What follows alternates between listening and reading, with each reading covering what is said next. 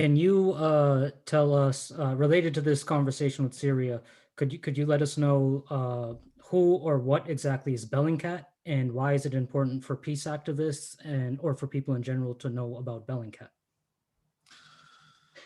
So Bellingcat is a it poses as being this independent website, and they're often cited by in Western media, and they often even sometimes do investigations with Western media outlets, especially CNN. But if you look at their work very carefully, it's pretty much exclusively devoted to targeting official U.S. adversaries um, like Russia and Syria. And then you look at their funding, and their funding comes from a series of Western governments, the British Foreign Office, the National Endowment for Democracy, which is essentially a CIA cutout.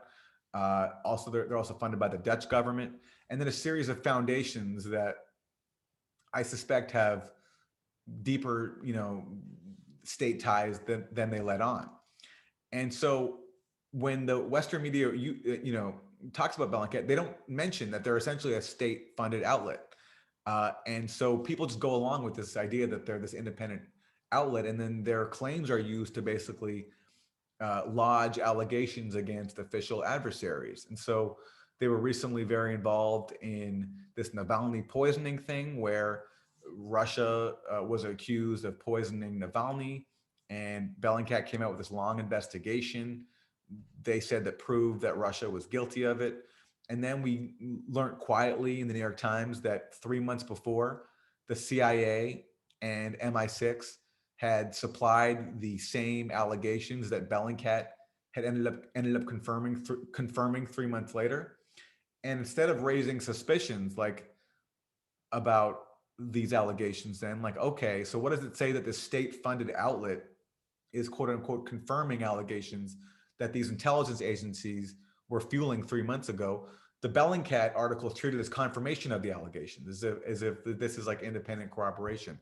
And when it comes to the Syria war, their articles have been used to basically justify allegations against the Syrian government.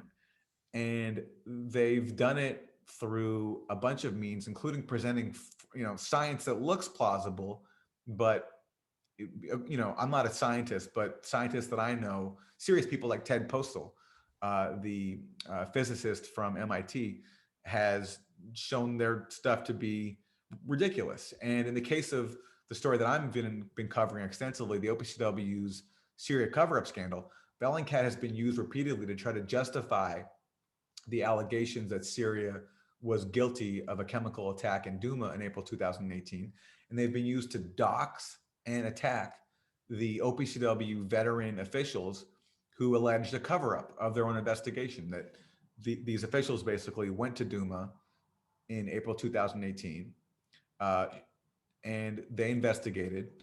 And well, just to back up for a second, so because the Douma case is very important. So in April 2018, Syria is accused of committing a chemical attack in Douma, which is a town next to Damascus. It was controlled at the time by Jaish al-Islam.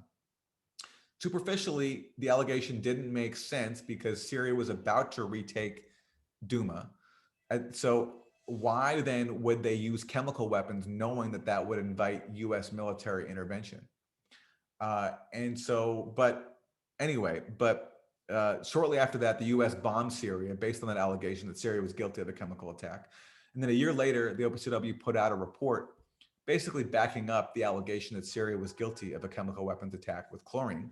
But then, shortly after that, we started getting a bunch of leaks showing that the actual investigators who went to Douma for the OPCW reached a much different conclusion than what their organization publicly said, and that these leaks showed that their evidence and their findings were suppressed and censored, and conclusions were rewritten to say things that these investigators had not concluded. In fact, they had found evidence that this attack was in fact staged on the ground.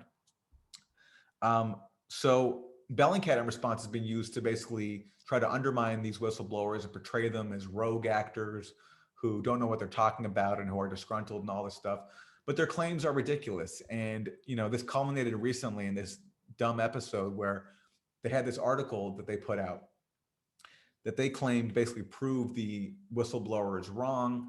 And it was this letter that they said that they obtained that they said was sent to one of the whistleblowers.